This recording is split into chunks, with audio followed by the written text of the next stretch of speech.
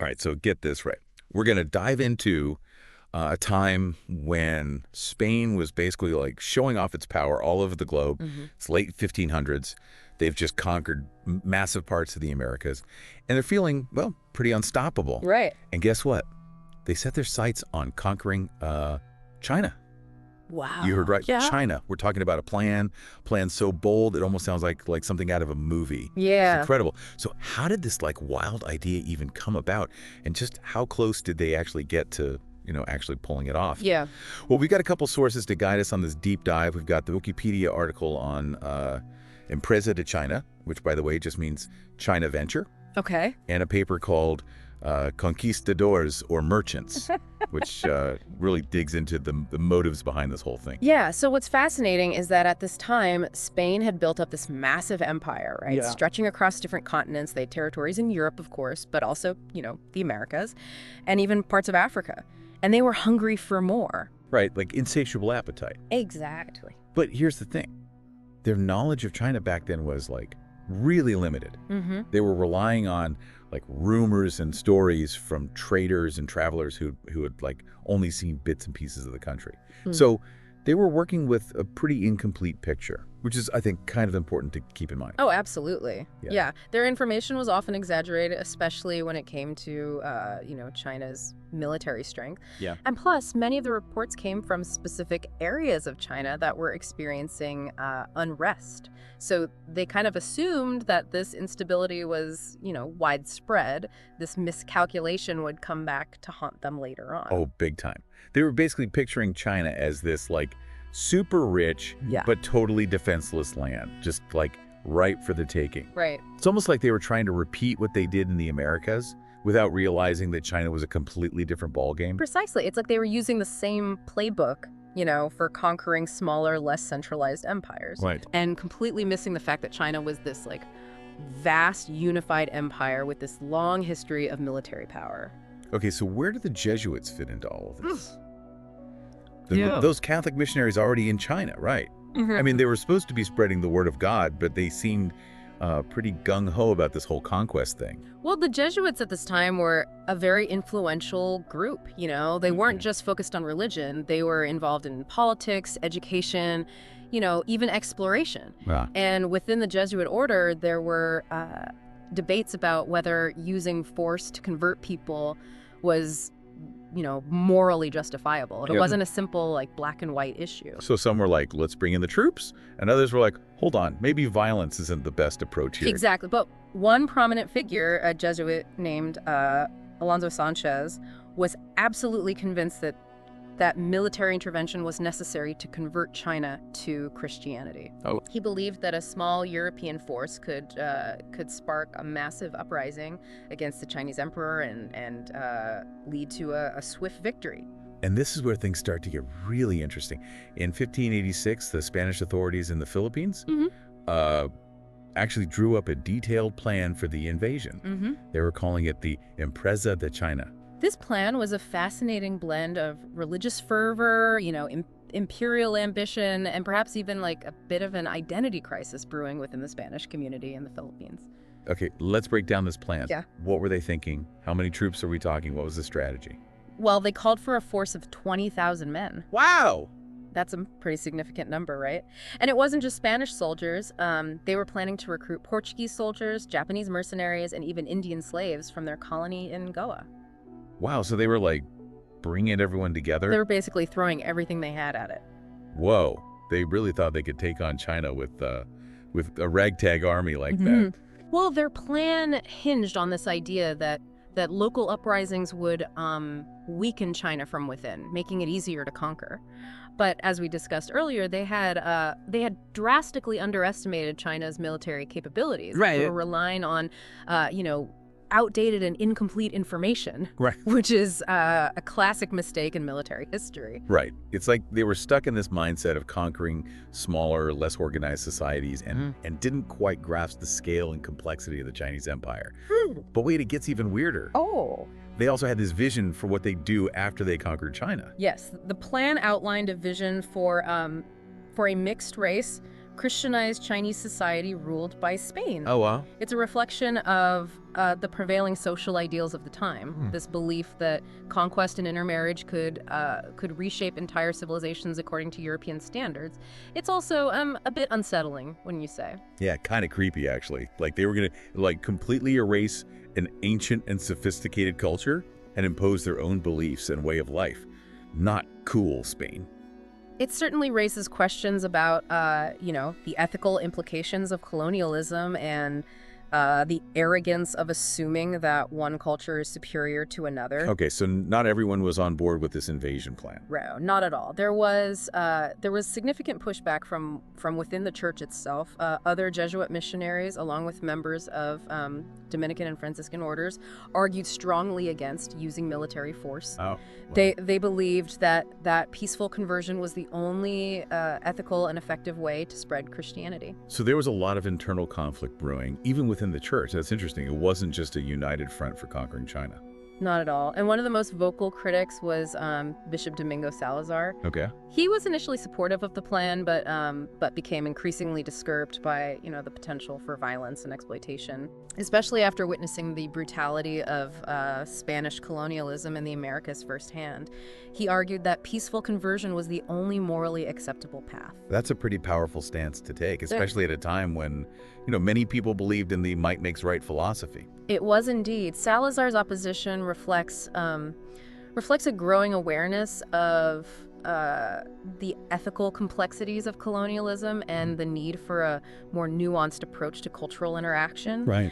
He represents a shift in thinking within the church, a move away from the conquistador mentality towards a more humane form of engagement. Wow. But even with this internal dissent, the plan was still on the table. Right. What did King Philip II think about all of this? I mean, he's the king of Spain, right? He had the final say. Right. Was he all in on conquering China? Well, King Philip II was a complex figure. He was deeply religious, incredibly ambitious, and constantly dealing with challenges across his vast empire. Right. So while he was initially intrigued by this idea of conquering China, other issues demanded his attention.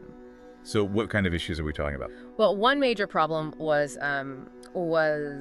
the growing conflict with England, which ultimately led to the infamous Spanish Armada in 1588. Right. This was a huge naval battle that ended in disaster for Spain, draining their resources and forcing them to shift their focus away from expansion in Asia. Ah, the Spanish Armada.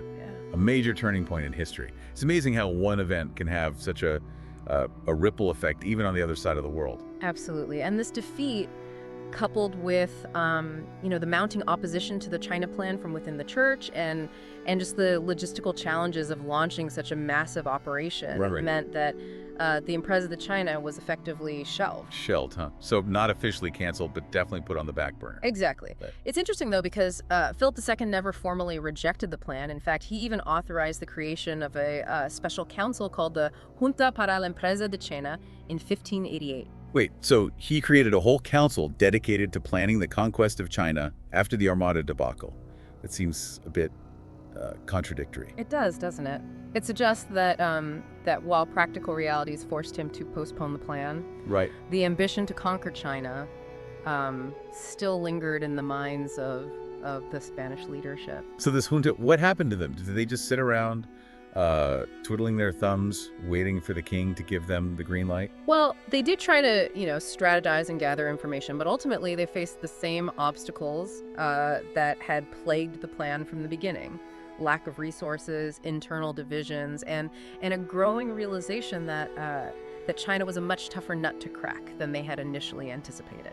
So the junta eventually disbanded, and the China plan just kind of faded into the background. Precisely. But the story doesn't end there. The Spanish presence in the Philippines continued to grow, and with it, their interactions with the Chinese. Okay. And this is where things get really interesting. Okay, I'm intrigued. Tell me more about this Spanish-Chinese dynamic.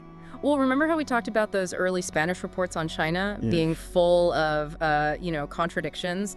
They admired China's sophistication and wealth, but at the same time, they viewed the Chinese as, weak and ripe for exploitation. Yeah, it was like they couldn't reconcile the reality of China's power with their own ambitions for conquest. It's almost like a form of cognitive dissonance, I guess you could say. Exactly. And this internal conflict within the Spanish community had a direct impact on how they treated the Chinese in the Philippines. So how did this play out in their like day-to-day interactions? Were the Spanish like hostile towards the Chinese merchants who came to Manila? It's difficult to say for sure, without more detailed historical accounts. Right. But it's likely that this underlying tension influenced their perceptions and attitudes. They were constantly grappling with this idea of the Chinese as both, a valuable trading partner and a potential target for conquest. So you have this like weird mix of admiration, resentment, respect, and a desire for control, all like swirling together. That must have made for some pretty complicated relationships. Absolutely. And it's important to remember that the Spanish in the Philippines weren't a monolithic group. Right. There were soldiers, administrators, merchants, missionaries, each with their own perspectives and interests. Okay, that makes sense. Yeah. So the China plan might have officially been shelved, but the Spanish still had this lingering desire for expansion. Right? Did they just give up on that ambition altogether? Not quite. While the Empresa de China was no longer actively pursued, the Spanish continued to look for other opportunities to expand their influence in Asia. Really? So if they weren't going to conquer China, what was their next target? Believe it or not, they set their sights on Japan. Japan. Wow, that's a twist. But why Japan? Well, remember how the Spanish were planning to use Japanese mercenaries in their China invasion? Right. They were impressed by the military skills of the Japanese and saw them as a potential source of manpower and resources for their imperial ambitions. So they figured if we can't beat China directly, maybe we can team up with Japan and take them down together. Something like that. A Spanish priest named Martín de la Ascensión even drafted a plan to conquer Japan, arguing that the country's internal conflicts presented a perfect opportunity for intervention. And what was the ultimate goal of this Japan plan? Did they still have their sights set on China as like the final prize? It seems so. The plan was quite ambitious, envisioning the use of Japanese armies to conquer China and other parts of Asia once Japan was under Spanish control.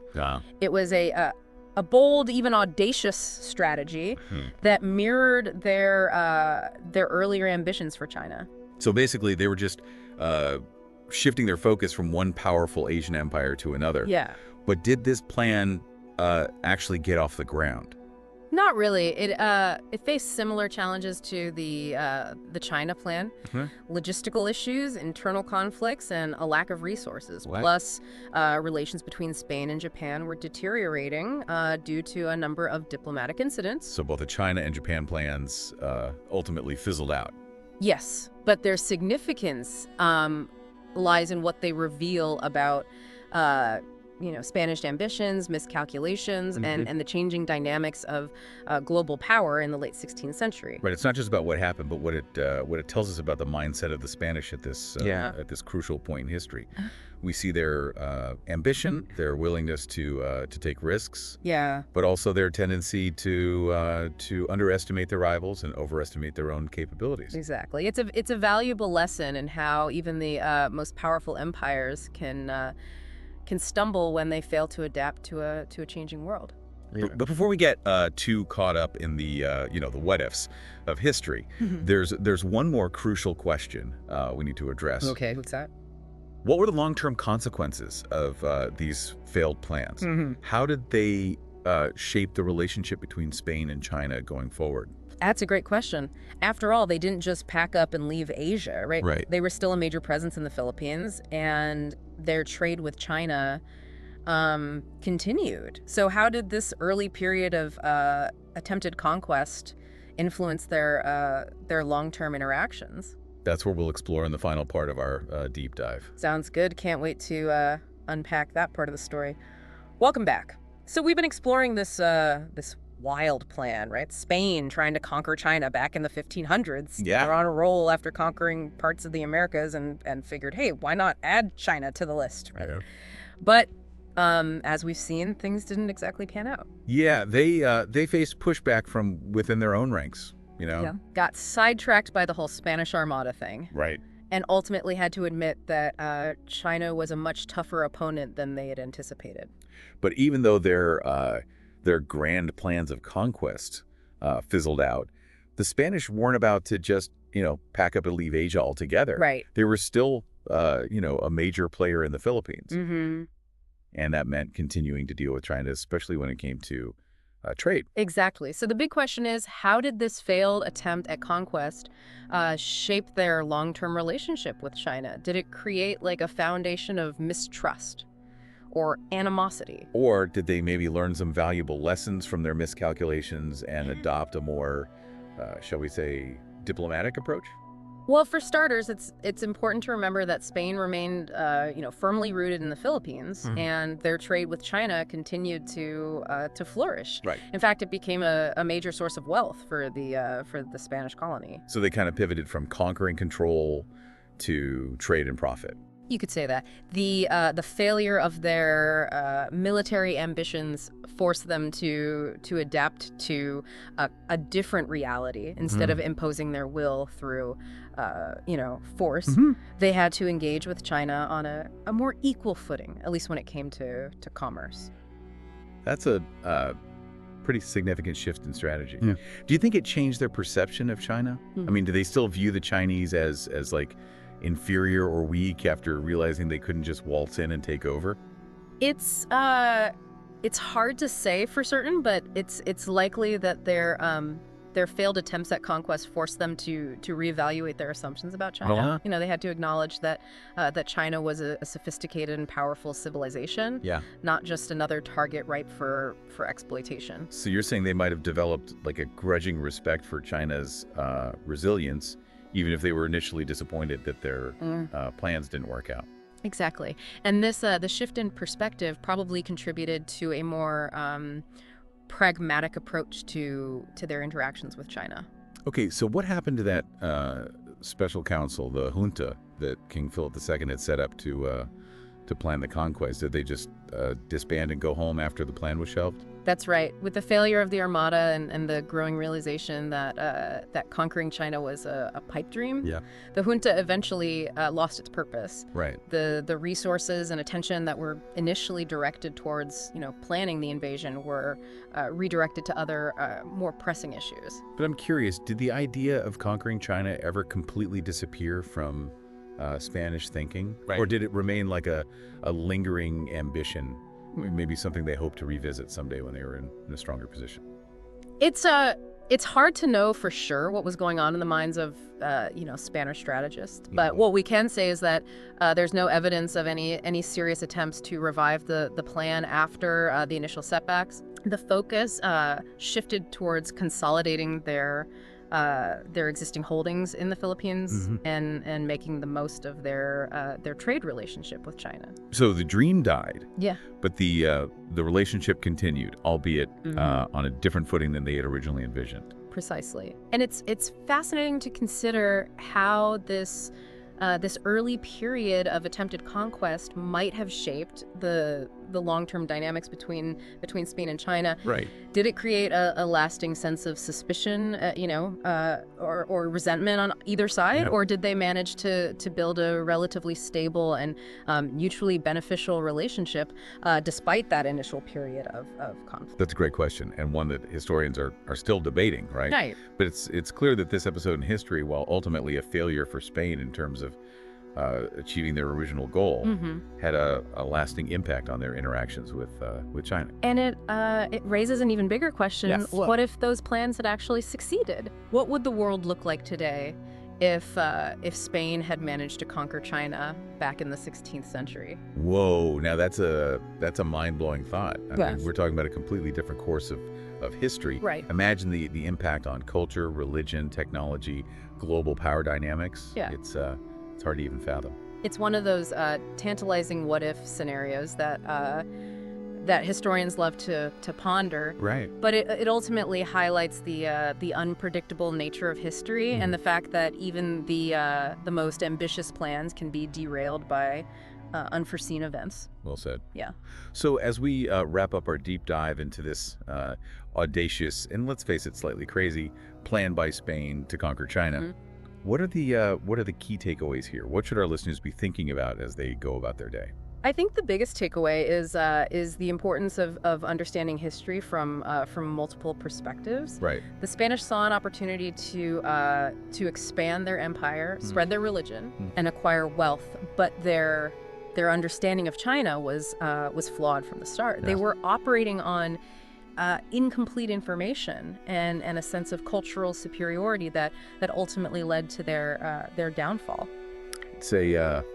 It's a reminder that even the most powerful empires can stumble when they fail to grasp the complexities of the world around them. And it's a story about the limits of ambition, the importance of adaptation, Right. and the enduring power of civilizations to resist conquest. And on that note, I think we've reached the end of our deep dive. I agree. It's been a fascinating journey through this little-known corner of history. Hopefully our listeners have enjoyed exploring it with us, and who knows, maybe it'll spark some further curiosity and exploration on their part. Absolutely. There's always more to discover, more connections to make, and more what-if scenarios to ponder. That's the beauty of history.